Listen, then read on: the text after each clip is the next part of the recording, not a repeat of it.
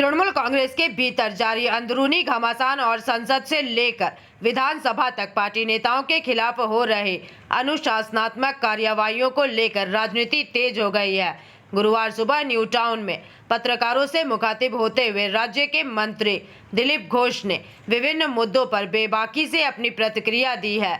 Media से बातचीत में आज उन्होंने क्या कहा है, आइए सुनते हैं। একটা দেশকে ভাগ করার যে চেষ্টা গত 3 দিন ধরে দিল্লিতে চলছে, এখনো পর্যন্ত প্রধানমন্ত্রী যথেষ্ট সংযমের পরিচয় দিয়েছেন। আমরা প্রত্যেকে দেখেছি পাকিস্তান বা ইন্দোনেশিয়াতে কিভাবে ছাত্র আন্দোলন দমন করা হয়েছে, রাস্তায় লাশ বিছানো ছিল একটা দেশ, সেখানে এখনো পর্যন্ত কোনো রকম কোনো কড়া পদক্ষেপ না নেওয়ায় ক্রমশ কিন্তু পেয়ে বসছে সবাই।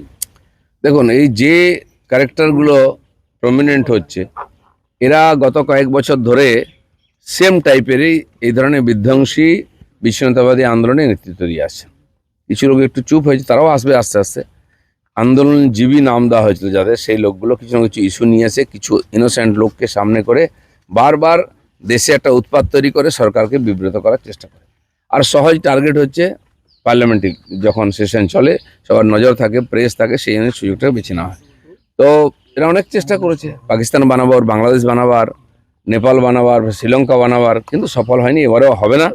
কিষাণ আন্দোলনের যে পরিণতি আমরা দেখেছি, সেই একই কুশীলবরা যারা কিষাণ আন্দোলন করে, তারা ছাত্র আন্দোলন করে, তারা মহিলা আন্দোলন করে, এরা হচ্ছে পেশাদার বিদেশি লোকেদের কাঠের পুতুল।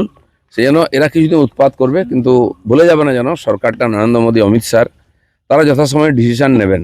ওরা চাইছে একটা কড়া ডিসিশন হোক, সেটাকে ইস্যু করে আবার সারা দেশে করবে। এদের সঙ্গে দেশের মানুষ নাই, জনতা নাই, তাই বারবার ইলেকশনে হারে। আর কিছু এরকম দালাল টাইপের লোক আছে, বিদেশি দালালি করে, তারা সামনে লাফাচ্ছে। সাধারণ মানুষও চেনে, আর যারা ওর মধ্যে এসেছিল প্রথমে আন্দোলনকারী, তারাও বুঝতে পেরেছে তাদেরকে এই যে যুদ্ধের বড়ে তৈরি করা হচ্ছে। যারা নিটে সেকেন্ড টাইম পরীক্ষা দিল, প্রথমবার লিক হওয়ার পরে পরীক্ষা দিয়ে যারা টপার হলো, তারা বলছে হ্যাঁ আমরা পরীক্ষা একবার ক্যান্সেল হয়েছে, আরেকবার দিয়েছি, ভালো প্রিপারেশন নিয়েছি, আমরা টপার হয়েছি, আমরা কেন যন্তর মন্তর যাব? তাহলে যন্তর মন্তরে যারা এখানে হাঙ্গামা পাকাচ্ছে, তারা আসলে কারা? তারা তো নিট স্টুডেন্ট নয়। নাই, ওরাই ওই আন্দোলনজীবী যারা বিদেশির পয়সায় লাফালাফি করে দেশে উৎপাত তৈরি করে। প্রায় শেষের দিকে চলে এসছে এরা, কিন্তু ছাত্রদের আবেগকে কাজে লাগিয়ে বারে বারে এরা এই ধরনের ধান্দাবাজি করে। পাস করেছে ছাত্ররা, তাদেরকেও আসতে হবে। ঠিক বলেছে, আজকে ছাত্ররা নিজের এবং দেশের ভবিষ্যৎ চিন্তা করে ডিসিশন নিক, এইসব ধান্দাবাজ লোকেদের পাল্লায় যেন কেউ না পড়ে। এক্ষেত্রে সব থেকে গুরুত্বপূর্ণ প্রশ্ন, প্রধানমন্ত্রী মোদী তাকে অকথ্য ভাষায় আন্দোলনকারীরা টার্গেট করছেন এবং গালিগালাজ করছেন। একই লোকগুলো, রাহুল গান্ধী মাননীয় মোদীজি তার মা সম্বন্ধে কি বলেছে, এবং যে কটা নেতা দেখছেন বাইট দিচ্ছে, সবাই এর আগেও এই ধরনের ব্যবহার করেছে। এদের লজ্জাও নেই, কারণ এদের পেট চলে অন্য কারো পয়সায়। এরা তার মাইকের স্পিকার হিসেবে কথা বলে, যেন এরা শেষ হচ্ছে। কিন্তু কি আছে, অনেক বিদেশি শক্তি ভারতের ঐক্য, বিকাশ, উন্নয়ন চায় না, তারা এদেরকে বড় হিসেবে ইউজ করছে। কল্যাণ বন্দ্যোপাধ্যায়কে লোকসভা থেকে সাসপেন্ড করা হলো কারণ তৃণমূলেরই মহিলা সাংসদ, তাদের উদ্দেশ্যে তার যে ভাষা, এই ভাষাটা। এর আগে কল্যাণ ব্যানার্জির বিরুদ্ধে তার পার্টির অন্য সাংসদ কমপ্লেন করেছেন, কমপ্লেন করেছেন, আরও কেউ কেউ করেছেন, পার্টির মধ্যে অনেক কমপ্লেন আছে, এবং তিনি যে একজন অভদ্র লোক সেটা। Bureau report, PVTV news.